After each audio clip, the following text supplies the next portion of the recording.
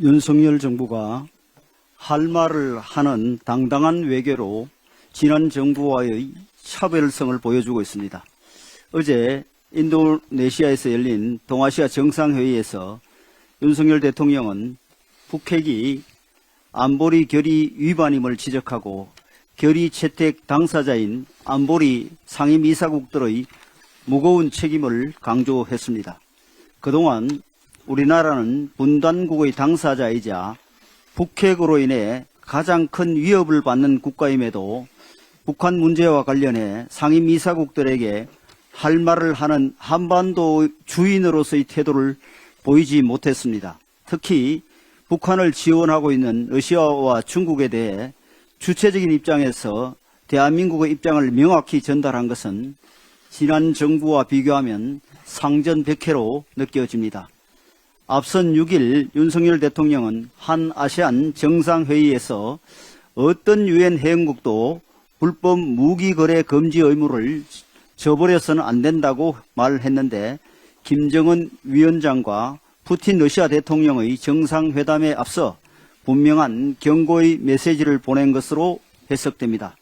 어제 중국의 리창 총리와 별도 회담에서도 규범 기반의 국제질서 구축을 위한 양국 협력을 강조함과 동시에 북핵이 해결되지 않으면 한미일 협력 체계는 공고해질 수밖에 없다며 북한이 한중관계 발전에 걸림돌이 되지 않도록 상임이사국으로서 책임과 역할을 다해달라고 명확히 요구했는데 이 또한 지난 정부에서는 볼 수 없었던 장면입니다.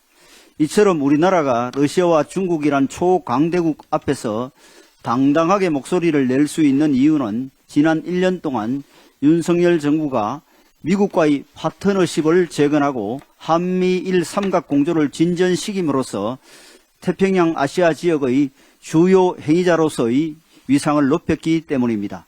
또한 평화와 보편적 인권에 대해 지속적으로 목소리를 내어 국제사회에 대한민국이 자유민주주의 진영에 속해 있다는 확고한 믿음을 주었기 때문에 러시아와 중국과 같은 대국에게 쓴소리를 하는 것도 그 연장선에서 외교적 무리함이 없는 것입니다.